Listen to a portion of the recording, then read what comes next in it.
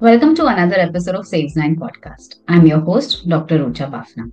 And today we have with us Disha Gehani, a certified lactation consultant. Breastfeeding can be a rewarding yet challenging experience for many mothers. And Disha is here to share her expertise, debunk some common myths, and offer practical advice to make the journey smoother. Whether you are a new parent, a healthcare provider, or simply looking to learn more, this episode has something for everyone. Let's get started.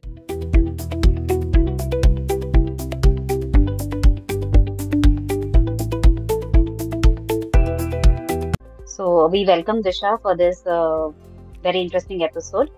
And I would first like to ask what exactly does the lactation consultant do and when should someone consider seeing you? Hi, Rucha. Thank you so much for having me here today. And so, to start with, what a lactation consultant does is typically, I'd say, as an IBCLC, which is an international board certified lactation consultant, we basically specialize in the clinical management of breastfeeding, which can be, of course, simple things in terms of positioning and latching for the mother and the baby, but it is kind of a very holistic approach with where we focus on the mother's pre or existing health conditions and how they can impact breastfeeding, as well as things like her breast anatomy and the baby's oral anatomy, and how they kind of come together, because every mother baby is very different, very unique in their own ways, and how to kind of support both these anatomies to make sure that positioning, latching, effective transfer, milk production are all taking place smoothly for both. Right. So as you said, there are a lot of challenges in breastfeeding. So what can you highlight any common challenges new mothers face? Absolutely. So I think it does start, for example, prenatally, your journey with pregnancy, how birth takes place, what are the complications during birth, which can impact a mother's overall health outcomes. For example, even a C-section can have an impact on the mother's body and how it kind of transpires into the breastfeeding relationship with her baby is significant. So I think because right after birth, you're also recovering, you're going through so many changes in your body and you're exhausted, you're healing, which can really play a big role with breastfeeding. And of course, infant challenges like high bilirubin levels, could be low blood sugar levels, could be weight loss issues, mother's pre-existing health conditions like thyroid, diabetes, all of those factors could play a role. Or if there are chances of any infection, it could be anything. For example, if a baby is preterm, or if a mother has some sort of, pre-existing infections, diseases later on that could develop, some medications that she might have to take later on during her breastfeeding journey. So all of these things kind of contribute to how it starts, how it's established, and how she can meet her breastfeeding goals, whatever they might be. Okay. So like as a new mother, you're like always confused, like whether my output is sufficient for the baby or whether the milk is sufficient for the baby. So how can a mother tell if her baby is getting enough milk? So this is a twofold question. So to start with, when you are pregnant, your body is preparing itself through pregnancy to carry the baby through term, right? Similarly, when you give birth, your body knows that it needs to care for the baby. So your milk secretion starts as early as the 16th week when you're pregnant. And when you deliver, when the baby is delivered, when the placenta is delivered, there's a surge of prolactin, which is what helps with making milk. So prolactin is the milk-making hormone. And you do see colostrum, which is the first milk. And it's in these very little quantities because your baby's belly size is also very tiny. The first day, it's as small as a grape. And your baby is taking in about 5 to 7 ml. That's like about a spoonful of breast milk. Right. So, milk production is always supply demand. When you feed the baby, you keep making enough milk for the baby. We always encourage on-demand feeding, which is what will regulate and increase your milk production to what your baby actually needs. Okay. And that's a very maternal concern, right? Am I doing enough? Do I have enough? So those concerns are very valid. And as a mother, you always want to do the best for your baby. But your milk production, the only answer to this is feeding your baby effectively, making sure your baby is actively sucking at the breast to keep that transfer going, helping with their weight gain issues, but then also really making sure that you're producing what your baby needs. Some feeds for a baby would be maybe a meal, some feeds could be a snack. So as and when your baby is transferring that sort of quantities is what your breast is like producing and making for the baby. Okay. And I would like to know some common myths you want to debunk about breastfeeding. Like, I'd say there are three. First one is that you need to watch what you're eating while breastfeeding. I think I've heard that not just our culture, but like again, because I'm working with families, from diverse backgrounds, and everybody is very concerned about what they're eating and how it can affect their milk production or how it can affect their baby's health.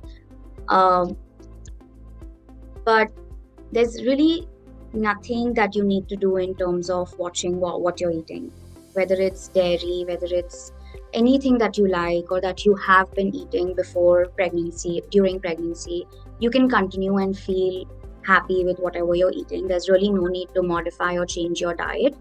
Unless, of course, there are any challenges with baby's health, allergies, or something that you see is consistently occurring, and that's when you might want to check and see what's something that's not working out. But outside of that, you really don't need to watch what you're eating.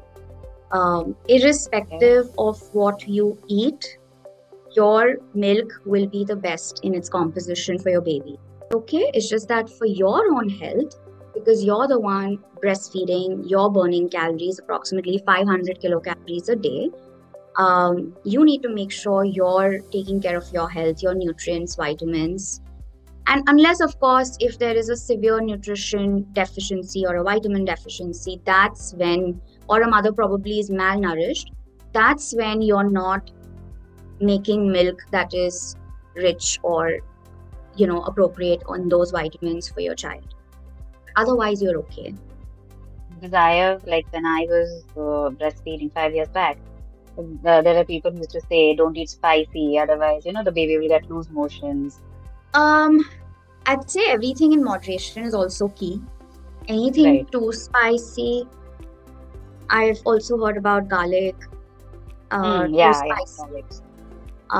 So all these things, I feel like anything in moderation never hurts. And in fact, you're also, because through your breast milk, your baby also gets all the flavors that you're eating. So you're like kind of opening them up to so many different tastes, and which is nice because by the 6th month, when you introduce complementary feeding and solids and themselves, they start to learn. I think it's nice to kind of already be acquainted through all these different flavors through mother's breast milk. The second myth that I'd like to address is that breastfeeding always comes naturally. I think I've heard that a lot from the older people in our families, especially the Indian culture. I think it does come naturally in terms of like wanting to breastfeed, because we understand the benefits of breastfeeding and the benefits of breast milk.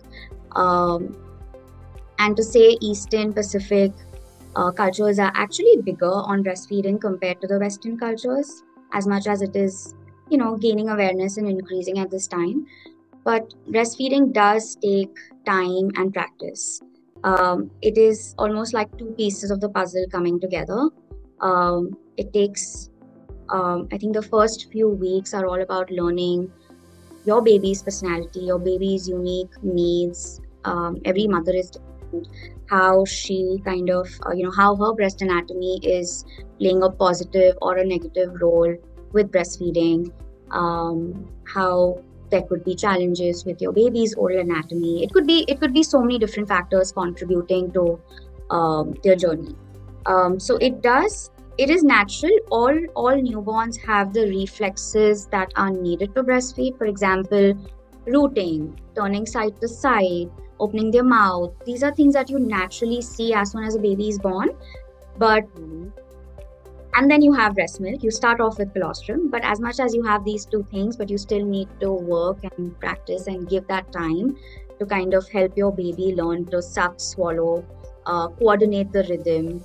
Because until when your baby is born, your baby is fed directly in the womb through the amniotic fluid. And right after birth, we have this expectation, okay, that the baby should latch. But no, that's absolutely new for the baby, and the baby is learning and absorbing so much more at this point that it does take some time and practice. Okay. So, what is the best way to establish a good milk supply in early days? Like we did discuss already, milk production is always supply demand. So as much as you do eat the right foods, as much as we have a lot of things that can support milk production, but what will really make more milk is effective removal to keep your supply going. So one of the most important things right after birth that we do here, and I'd like to know more about how it's done in India at this point, is we always encourage skin to skin. Is that something that you are familiar with? Yeah. So skin to skin is basically when your baby is on your bare chest, just with the diaper on. And it's something that we initiate in the first few minutes after birth. And it's wonderful if the mom and the baby can be in skin to skin for an hour, or like just an uninterrupted time with skin to skin, if it's of course medically advisable to kind of bond, connect, but also really help with kickstarting and increasing the prolactin levels. And with skin to skin, a lot of times we see babies organically want to start breastfeeding. And I don't know if you're aware about something called as the breast crawl. A lot of times they naturally attach themselves to the breast. So every newborn goes through 9 instinctive stages right after birth. For example, crying, waking up, opening their eyes, turning side to side, looking for the breast. Some of these are instinctive changes that a newborn goes through right after birth.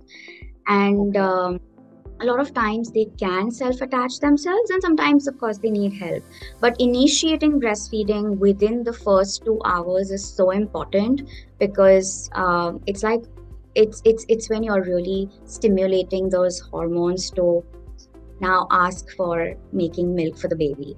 And the slower you do that, or the longer gaps that take place, can affect mature milk supply, which is typically between the 3rd and the 7th day following birth. So the instant stimulation, and then making sure you're feeding your baby on demand based on the hunger cues that we did speak about. But then no longer than 3 hours should your baby go without a feed. So if the gaps are longer, you're also sending signals to your breast to kind of slow down production. Because naturally... Yeah, but during C-section, when the mother undergoes C-section, all these things are difficult, like to, because I experienced C-section. So the skin to skin was not possible in my case. And I guess for a whole 24 hours, I was just recovering out of the sedation and the anesthesia effects. So I guess when my baby was born, for the first 24 hours, I couldn't even breastfeed. Like, he was on formula for 24 hours. So does that affect the production in the later stage? I'd say there are ways to make up for it for any reason, and there are a lot of challenges that could potentially take place during birth, because of which the mother needs some time to kind of recuperate. But having said that, with C-section specifically, I think it's also kind of how every medical practice works differently. Here, we do initiate skin to skin at least within the first couple hours still. Maybe not immediately in the first few minutes or maybe half an hour or so, but it does take some time. But in terms of, say, formula, you can give formula if that's your choice. I think that's something that is important if the mother needs that time, if the mother is not okay, if for whatever reason, you choose to give formula, that's completely okay. But it does kind of slow down. You're kind of behind because those number of feeds are also creating a deficit with your milk production. So, for example, a newborn would take about 5 to 7 ml per feed. On the second day, the feeding volume increases to 10 to 15 ml. So, for example, if you're starting on day 2 or day 3, which is okay, that's fine. But what it does happen that you have to level set your expectations that, okay, I'm going to take a little longer to build the production, build the volume that my baby needs at this time, because your baby is feeding irrespective. Day 2, day 3, day 4, they're going to keep feeding, they're going to keep increasing their volumes by the day.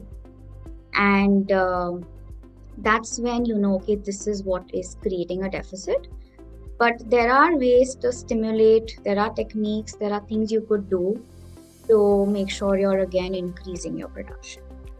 So I think what is very important as a lactation consultant is meeting families, meeting mothers where they are, because everybody's birthing journey, like we discussed already, is so unique. And preferences, it's really not about what happens during birth, it's really not just limited to that, but like preferences, what works for you, what works for your family. As much as we try to educate on the importance of breast milk and breastfeeding for the mother-baby dyad, because breastfeeding is not just beneficial for the mother, for the baby, but also for the mother as well. So as much as we do try to educate on that, but we also support where you are at and kind of make sure that, for example, if mothers who want to kind of initiate with formula or maybe want to do both throughout their breastfeeding journey, however long that might be, as lactation consultants, we try to support you where you are at and kind of make sure we bridge that gap and support you with those goals, which is again directly influential to your recovery, both physically and mentally. As we're talking about low milk supply, so any tips to increase the milk supply? It is again feeding on demand.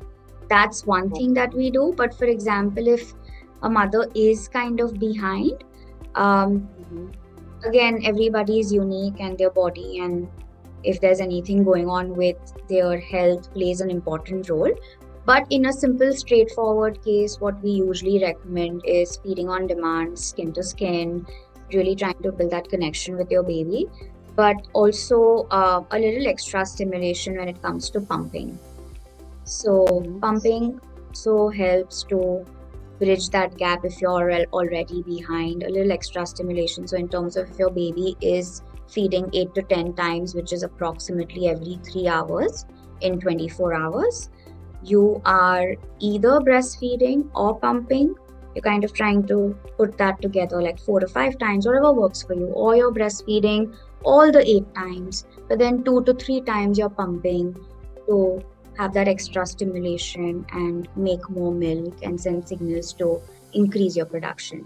So with pumping, you can do that. You could also power pump, which is setting aside an hour in a day.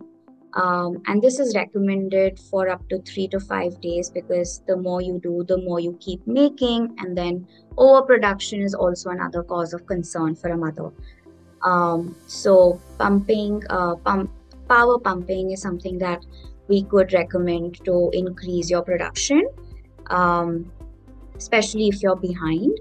And that's when you set aside 1 hour and you pump for 15 minutes, pause for 10 minutes, pump for 15 minutes again, pause for 10 minutes through that hour. That's outside of what you're doing to already feed, whether breastfeed or bottle feed your baby. And when it comes to bottle feeding, so for example, if a mother is having to breastfeed and formula feed due to milk production concerns, and for example, if she's formula feeding 3 times a day, pumping is always going to be 1:1 with every bottle feed, because that's how you're going to build that. If you do continue to give formula, but if you're still behind with your pumping, then you're not going to meet your production goals. And of course, if that is something that the mother wants to do in the first place. So it's always going to be 1:1. In terms of storage, we usually go with the guidelines that we have from leading global health organizations, World Health Organization, CDC. All of them recommend storing your breast milk for 4 days in the refrigerator, 4 hours in the room temperature, 4 days in the refrigerator, and 6 months in the freezer. It's like it's of course when you give the stored milk, like the frozen or the refrigerated milk, how are you supposed to heat it? You're not using a gas or a microwave. We always recommend thawing breast milk, whether you let it sit in a bowl of warm water, or you run it under hot water, or you just let it sit out for some time so it thaws in room temperature. Of course, these days you also have bottle warmers, and that's safe. That's okay to use. So any of these could be okay as long as you're not using a gas or a microwave. You talked about how breast pumping increases the milk production. So when a mother decides to go back to work, like after 6 months or 3 months or whenever she's ready, so does that affect the breast milk output? How can she balance between the feeding and her office work? Any views on that? Yeah. So when a mother knows that she needs to go back to work, it is recommended you start pumping at least, like, to kind of just get into the routine based on what you would be needing to do. And again, it's different for every mother based on how many times she's going in a week, for how many hours is she away from her baby. But typically what we need to mimic is the number of feeds she's going to be away from her baby for. So for example, if she is away for 8 hours, you know that she still needs to pump at least twice. And then the third feed could be either with the baby directly breastfeeding or pumping, whatever it is that she chooses to do. But at least 2 times is still recommended, which is typically every 3 hours. So if she knows she's going back to work at a particular date, it's good to kind of plan a few days ahead in terms of introducing pumping. For an exclusive breastfeeding mother, if that's when she's introducing pumping, she would need to start planning a little sooner. For someone who's already breastfeeding and pumping, maybe pumping an extra 1 session to kind of have a little something to give her a cushion for the next few days would be a good place to start. So again, it's very different for everybody, but really mimicking what the baby is doing, how the baby is feeding, and planning according to those routines. Again, when the mother goes, or when there's a little separation, because again, this is new for the baby, there are chances that your baby might be a little fussier at the breast, might have that emotional disconnect, or like emotionally upset that, okay, I don't have my mother around me all the time to either breastfeed me or bottle feed, whatever that would be. And there are times when a baby can refuse the breast, even if the mother is around the baby. And that is again something that, so these are, what I'm trying to address here is not just the milk production concerns, but also the emotional concerns that can take place. And that's when you need to kind of make sure you're still pumping, you're still holding your baby close, bonding with your baby. I'd say that irrespective of whether these issues come up or they don't, it's nice to spend a little extra time initially when you're settling into that phase, when you're just like now started going out, even if that's for a few hours, to make sure you're giving your baby the emotional, physical comfort that they need from a mother. So, how long do you suggest that a mother should breastfeed the baby? As per guidelines, as per again what the World Health Organization recommends, is the first 6 months is when your baby really benefits from breast milk. The composition of breast milk is tailor-made. It's like literally custom made for your baby. And it's unique to every baby. It's unique to the mother-baby situation, environment, all those things. The first 6 months is when your baby doesn't even need water, and breast milk is absolutely enough and more for their growing nutrition needs. After the 6th month, introduce complementary feeding along with breastfeeding. Breast milk still remains a major component for the 24 hours, but you start with introducing some snacks and a couple feeds with solids. Continued breastfeeding is recommended until 2 years or beyond, and that's again something that is very personal to a mother, and she and the baby, if you're exclusively breastfeeding, or if however you're choosing to breastfeed, it really depends on how a mother and for how long a mother and a baby should continue their breastfeeding journey. I think because your work, family dynamics, circumstances, whatever it is that you need to do for yourself, your personal goals in life, all of that really come into play. And how your baby, I think like for a lot of mothers, we've also seen a transition where the mother might decide, okay, she's only going to breastfeed for 6 months, and then it's primarily going to be bottle feeding through pumping or formula, but then she sees that the baby still wants it, and then that results in the mother extending the duration. And there are times when the mother does not want to do that. So again, it's very individualistic, and it's so important for everyone around, whether it's us in healthcare, whether family, to support what is really best for the mother at that time. Like a lot of mothers complain of nipple soreness, pain. So, any tips for that? It's really about effective latch. The first thing that you need to look into is the latch wide, deep enough? Is the baby, if the baby is like, if you feel a good pull when your baby is sucking, that's fine. That's when you know breastfeeding is going okay. But if you feel biting, pinching, means you know something's not okay with the latch. Now, is that really just about fixing your positioning and latching techniques? A lot of times, yes. Sometimes it could be more in terms of the oral anatomy. It could be that a baby has a tight frenulum under the tongue, or the upper lip, or a high palate. Could also be buccal ties.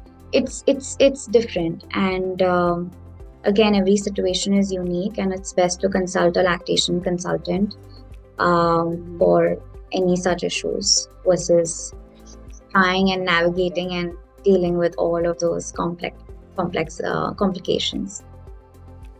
Is there any like ideal latching position technique? Yeah, like how It's to very improve different. the latch? It's different for everybody. Positions are different for everyone. It's unique to their breast anatomy. A mom with slightly smaller, mid-sized breasts, or a large breast, again, different positions would work out with the baby. How compressible the breast tissue is, or how fibrous the breast tissue is, how the baby is able to get a deeper latch. All these are again very subjective. So it's different, and that's again something to evaluate with a lactation consultant. Okay.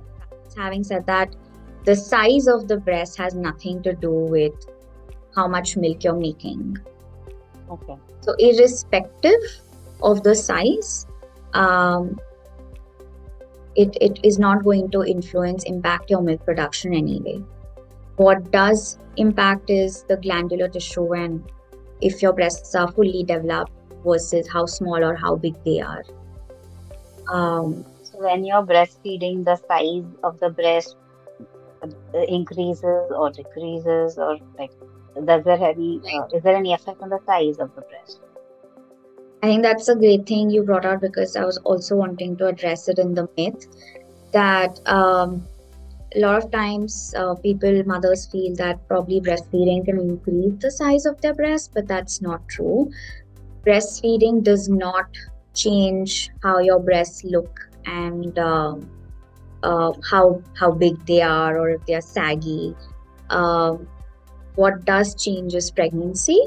During pregnancy, a mother is experiencing fluctuations and changes, and the size grows, and that's when your breasts are going through the physiological change versus during breastfeeding.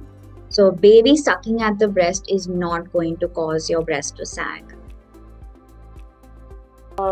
Is there something like that ki your one breast produces more milk than the other breast? Is something very common? Does it happen? We do hear that a lot, Mm-hmm. that mothers feel that one side does produce more. And sometimes it could be the case, but why it is the case is that the baby is feeding lesser on that side. Is it because you're not equally stimulating both sides? So when you're breastfeeding, it's important that, say for example, you finished feeding on one side, then for the next feed you start on the other side. Or even during a feed, if your baby is sleepy, you're burping, waking the baby up, making sure baby is getting enough, you kind of switch sides for the same feed. As long as you're equally stimulating, you'll make enough milk on both sides. But oftentimes it also could happen that one side could be a better side for you. It could also happen that your baby is not effectively sucking on one side because of their own challenges. Could be a side preference for the baby. So as much as, and there are multiple layers to this, and that's why I just want to add a little something, is that when you're going through birth, it's not just you, but also your baby that's going through birth with you. So for example, during a vaginal delivery, if there are any issues, there are any complications for whatever reason, your baby is also going through the same thing with you, can have C-section or a vaginal, could be either, can sometimes develop a side preference where the baby prefers to turn to one side. One side would be easier to turn to and latch, and you might see that the latch is wonderful and you feel comfortable. But on the other side, it could hurt, and your baby might also be very fussy, not wanting to latch, and might just reject that side because your baby is stiff, because your baby is tight. So breastfeeding is really not just about positioning, latching, but also these other things that can crop up and affect the breastfeeding journey. Side preference is what we call as torticollis, and as lactation consultants, we can help with those things. But again, when it comes specifically for baby needing more help with torticollis, there are pediatric physical therapists who specialize and can help more with any body work related challenges. Okay. So in such cases, like if baby has a side preference, so can you pump on the other side to maintain the output or increase? Absolutely, and that's what you should do till it's kind of coming to a better place. So, yeah. So breastfeeding is such a challenging thing for every new mother. So in such cases, like how can a partner or a family support a mother? I think that's such an important thing. So important to support the mother who's doing it all, I'd say, in that phase with feeding. Um, Really meeting her where she's at. It's not about their expectations. That's how I see it, and that's how we encourage mothers, is that it's really not about the family's expectations at that point, or of course the father is very important, but what is it that you can do physically? How is this impacting your healing, recovering right after birth? What is it that the mother needs to feel supported? Asking her what she needs versus putting some sort of expectations or telling her this is not okay to do. I think also in terms of just literally just being there and listening, or maybe sometimes all you might need to do is vent out or cry, or you're having a hard day, versus like just creating a safe space for a mother to be as vulnerable as she is in those times. I think that's very important. Really taking care of your own health, resting, getting, helping you with the rest that you need to ensure that outside of feeding, pumping, other things, diaper changing, bathing, putting the baby to sleep, really making sure you're eating right to kind of help you with your food. I think that's some of those things really play a big role in helping you recover and have the rest that you need for your body. So these are immediate things that they can do, but I think also emotionally and just being there, listening, and helping you where you are at and whatever it is that you choose to do for your child, because I think you're the birthing parent and that's so important to have that autonomy. So yeah. I can totally relate to all this, because normally when you're like a new mother, you're so emotionally like there are a lot of emotions going around. There are hormonal changes happening. You're already frustrated because of lack of sleep. So at such times, I guess what you said will be really helpful. Yeah, absolutely. I think also unsolicited advice is something that society has a lot of advices, and like as a mother, you don't know what to follow, what not to follow. So any so how can we deal with it? Like, I think instinctively a mother knows what's best for her child and what's best for her and her child in this time. What a mother can do, I'd say, is to educate her own self. Prenatal education, whether it comes to childbirth, breastfeeding, or newborn care, anything to empower yourself and making sure that you know what is recommended, what is beneficial, what is it that would work for you and your baby. I think that education does empower you, and then you decide what's best for your child. And of course there'll be a lot of opinions, and that's how society is, and that's how unfortunately people do kind of tend to tell you things which can make you think and question your decisions, or kind of make you feel like you're not doing enough for your baby. But once you know, once you are more aware, and once you really once you're more in tune with what your gut says about mothering, birthing, breastfeeding, I think it becomes easier. Maybe it never becomes easier, but I don't know. I think it's good to kind of cut that out. True. Like listen to everyone and do what you think is best for you. Do what you think. Yeah, absolutely. I think it's good to listen. It's good to take in what's needed and what's beneficial. There's no harm in that. But not every piece of advice will be applicable for you. Everybody's situation is also very unique. So what works for somebody might not work for you. What would you like to tell to mothers who are, who are frustrated if the breastfeeding doesn't go as planned? Any advices? I think take support is very important. and take support from professionals. A lot of times, our own mothers have breastfed for a long duration, and we tend to rely on them, which is absolutely wonderful to have that support in your family. But it's so important to get professional support because they can really help you with your unique challenges. So I'd say, and I think it's growing everywhere. I can say here where I am based out of in the United States, starting with the hospital, there are lactation consultants in the hospital. There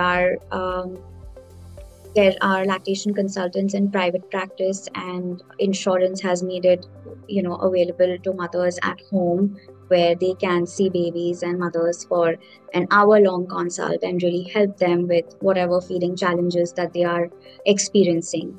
So I think support is so important. And I would love to know, in fact, how are new mothers supported in India, whether it's a hospital or a pediatric setting or maybe in-home setting.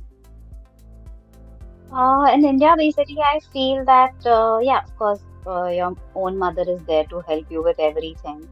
And when you visit a pediatrician or a lactation consultant, they guide you through the, initial latching process and everything.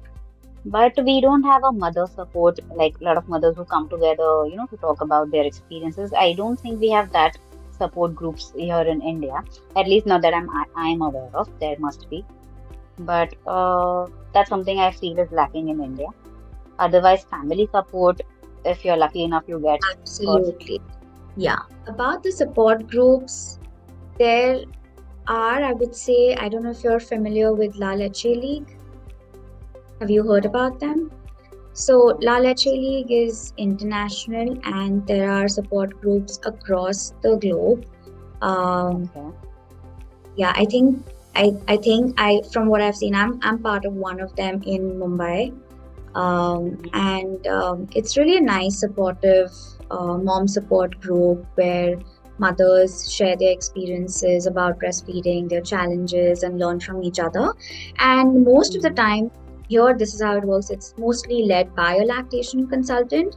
I might not necessarily be aware of what is happening back home in India.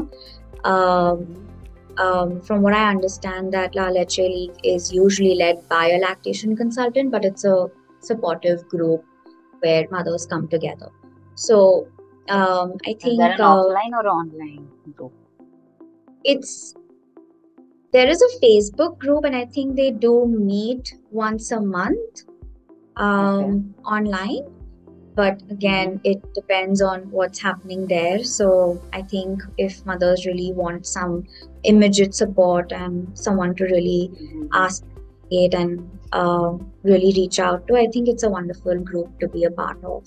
We talked about underproduction and everything. So if there is an overproduction, how, like I've heard, there are ways to, stop or reduce the overproduction. Like I've read about dry cabbage leaves to apply. Like, is it true? Does that help? So I think we really need to assess if you're overproducing. One important thing to assess is that we shouldn't downregulate. If your baby is not effectively transferring, and because of which your breasts feel full all the time, that's a separate issue. But if you're actually overproducing, where you're feeding the baby staying active at the breast, poops and pees are fine, so dirty and wet diapers are okay, baby's gaining weight, but you're still producing a lot more, wherein you're full between feeds, you have, say, clogged ducts where you can feel lumpy in your breast. Those are overproduction concerns. And cold cabbage, yes, we of course hear about that, but I could say like cold compression in general is effective. Bag of peas or whole cabbage leaves or cold compression, either of them would work to reduce the inflammation which is caused due to engorgement, clogged ducts, and making sure that you're managing it versus it further aggravating and leading to mastitis. Great. So, if anybody wants to get an advice from you as a lactation consultant, how can someone connect? Can you share few details about it here? Sure. I mean, we can totally see everybody virtually. And you could connect with me on my Instagram page, which is tinydajc, and you could put the link in the chat. So that's my Instagram page, and yeah, we could take it from there. I think Disha, it was great talking to you today. About first of all, thank you for debunking all the breastfeeding myths and letting us know how important breastfeeding is. And we are really glad and honored to have this episode with you. Thank you so much again for joining us. Thank you so much for having me. I absolutely enjoyed talking to you, and it's been wonderful.